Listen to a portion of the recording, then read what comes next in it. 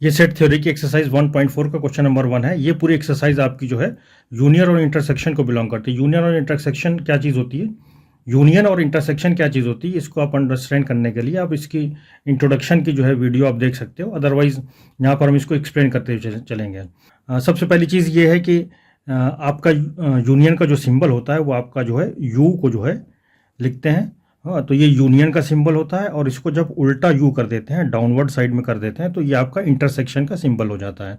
ठीक है, अब इस पर यहाँ पर एक चीज़ ये देखनी है कि इसको हम डिफाइन कैसे करेंगे। मान लीजिए आपके पास दो सेट हैं ए और बी।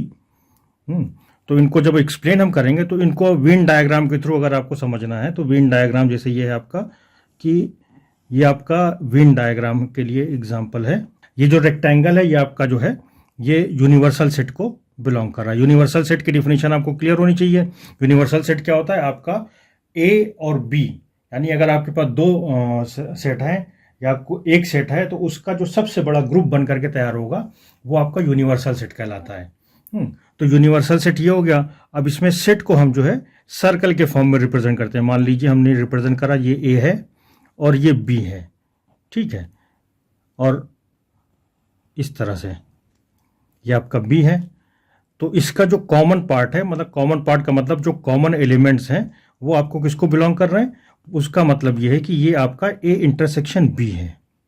ठीक है, जो कॉमन एलिमेंट है ए और बी के बीच में, मान लीजिए अगर टेबुलर फॉर्म में आप इसको लिखना चाहें तो अगर ए और बी के बीच में जो कॉमन एलिमेंट्स आएंगे वो कॉमन एलिमेंट्स आपके ए इंटरसेक्शन बी बन जाएंगे। ठीक है, जब हम यहाँ पे एग्जांपल करेंगे तो ये सारी चीज़ें क्लियर होती चलेंगी। और दूसरी चीज़ क्या है कि अगर हम यूनियन की बात करते हैं तो ये आपका वेन डायग्राम के थ्रू आप इसको समझ सकते हो कि ये आपका यूनिवर्सल सेट को बिलोंग कर रहा है। रेक्टेंगल आपका यूनिवर्सल सेट आपको क्लियर रहना चाहिए कि यूनिवर्सल सेट का मतलब जो सबसे बड़ा ग्रुप जो तैयार होगा उस पर्टिकुलर कंटेक्स्ट में वो आपका यूनिवर्सल सेट कहलाता है। ये आपका एलिमेंट है, आपका फर्स्ट सबसेट है, आप फर्स्ट सेट है आपका ए और ये सेकंड बी है। इसी तरह से सी भी हो सकता है। जितने भी सेट होंगे वो आपको इसको रिप्रेजेंट कर सकते हो। अब ए और बी का यूनियन जब हम रिप्रेजेंट करेंगे तो ये कंप्लीट जो शेडेड एरिया है, यानी कि जो एलिमेंट ए के रिमेनिंग है और बी के और साथ के साथ इंटरसेक्शन के एलिमेंट, वो सारे के सारे यूनियन के अंदर आ जाते हैं। यानी ए यूनियन बी, मतलब ए और बी के सारे एलिमेंट्स आप जो है ए यूनियन बी के अंदर लिखेंगे। अगर एलिमेंट्स कोई रिपीटेशन में है तो उनको एक सिंगल बार सिर्फ लिखा जाएगा। क्लियर है। अब हम इस एक्सरसाइज को स्टार्ट करते हैं।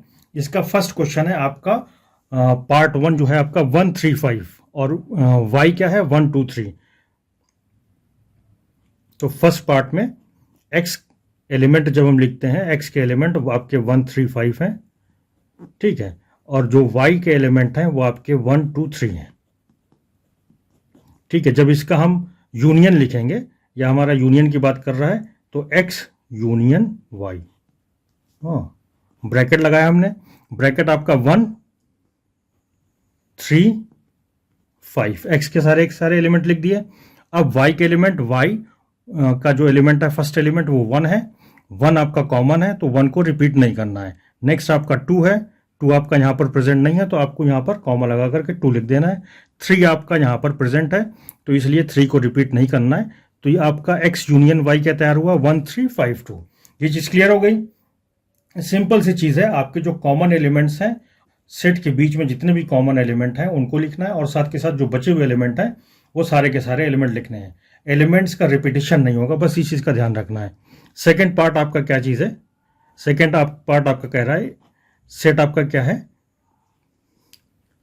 अब ये सेकेंड पार्ट में आपका जो है सेट जो दे रखा है आपका ए ई आई ओ यू, क्लियर है, और जो बी सेट आपका दे रखा है वो आपका है ए बी सी। अगर हम इनका यूनियन बनाएंगे तो जब ए यूनियन बी आप लिखोगे तो ए यूनियन बी क्या हो जाएगा आपका, ए ई आई ओ यू, ये सारे एलिमेंट हमने लिख दिए। अब ए यहाँ पर ऑलरेडी लिखा हुआ है तो इसको हम रिपीट नहीं करेंगे। बी यहाँ पर नहीं है और सी यहाँ पर नहीं है तो आप बी और सी को आप यहाँ पर इंक्लूड कर सकते हो। तो ये आपका ए यूनियन बी आपका जो है रेडी हो गया। अब जो ये थर्ड पार्ट है ये थोड़ा सा आपको देखना है। इसमें थर्ड पार्ट में क्या दे रखा है कि इसमें जो है थर्ड पार्ट आपका सेट बिल्डर फॉर्म में गिवन है। तो सेट बिल्डर फॉर्म में कैसे गिवन है आपका, A is equal to x such that x is a natural number and multiple of 3।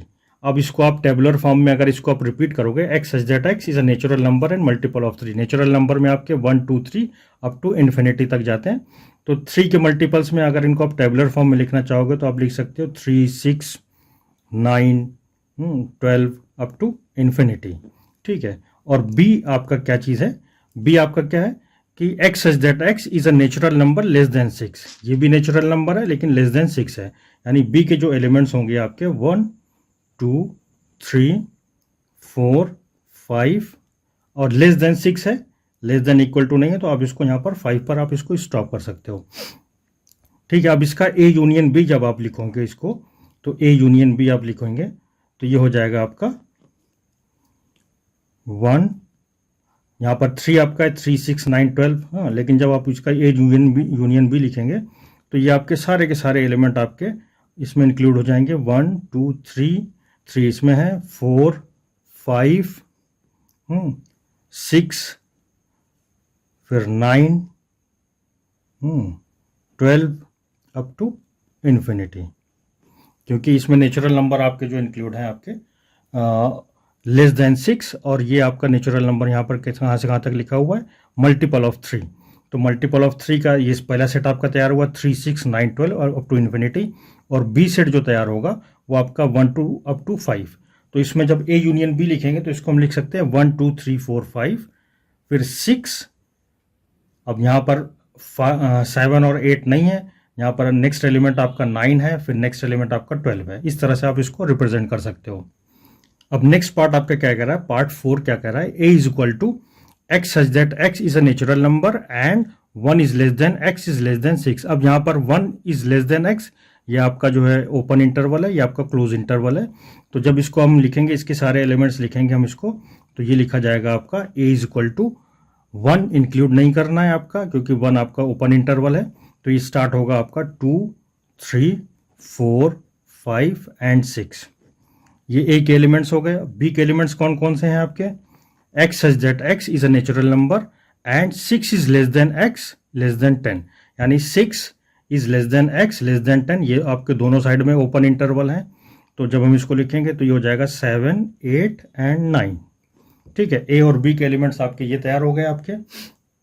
तो उस केस में आप जब लिखोगे इसको, तो ए यूनियन बी जब आप रिप्रेजेंट करेंगे इसको, तो इसको आप लिख सकते हैं 2 3 4 5 6 7 8 and 9।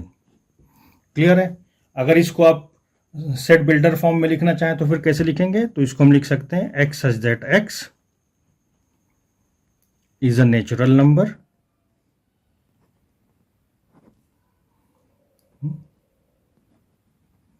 And 1 is less than x is less then 10। तो इसको आप सेट बिल्डर फॉर्म में इस सेट को ए यूनियन बी को इस तरह से आप लिख सकते हो। दोनों मेथड करेक्ट है। आप इसको डायरेक्ट यहाँ से ऐसे लिखना चाहो तो लिख सकते हो, ऐसे लिखना हो तो आप इसको भी लिख सकते हो। ठीक है। यहाँ पर 1 एक्सक्लूडेड है और 10 एक्सक्लूडेड है, और बीच की जितने भी एलिमेंट्स हैं वो सारे के सारे आपका जो है इसमें इंक्लूडेड हैं। ठीक है। नेक्स्ट पार्ट आपका क्या कह रहा है, पार्ट 5। पार्ट 5 आपका क्या है, इसमें आपका जो सेट है, पहला सेट है आपका 1 2 3, और दूसरा सेट आपका क्या है, दूसरा आपका नल सेट है, B is equal to null set और 5। तो इस केस में जब आप इसको लिखोगे ए यूनियन बी, तो ये आपका हो जाएगा, ए के सारे एलिमेंट हो जाएंगे 1 2 3। हाँ, लेकिन आप इसको नल सेट को यहाँ पर अंदर नहीं लिखेंगे, क्योंकि नल सेट अपने आप में एक सेट होता है। तो नल सेट ऑलरेडी हर सेट के अंदर प्रेजेंट होता है 1 2 3। हाँ, तो ये आपका जो है इसका फाइनल आंसर ये आपका ये हुआ। लेकिन अगर आप यहाँ पर इसको नल सेट को एज अ एलिमेंट लिख देंगे तो वो एलिमेंट की तरह ट्रीट होगा, तो आंसर आपका रॉन्ग हो जाएगा। तो इस चीज़ को यहाँ पे क्लियर होना चाहिए कि अगर ये चीज़ इस तरह से लिखी होती है आपकी बी, सपोज दैट बी को हम लिख देते हैं बी इज इक्वल टू 5, तब ये 5 आपका जो है एक नल वैल्यू की तरह बिहेव करता, ना कि एक नल सेट की तरह। तब आप इसमें जब लिखते हैं इसका ए यूनियन बी बनाते, तब आप इसको लिख सकते थे 5 1 2 एंड 3। अगर इसका आप यूनियन लिखते इस केस में, अगर बी की वैल्यू इस तरह से लिखी होती, तो आप इसको जो है इसका आंसर आप इस तरह से दे सकते हैं।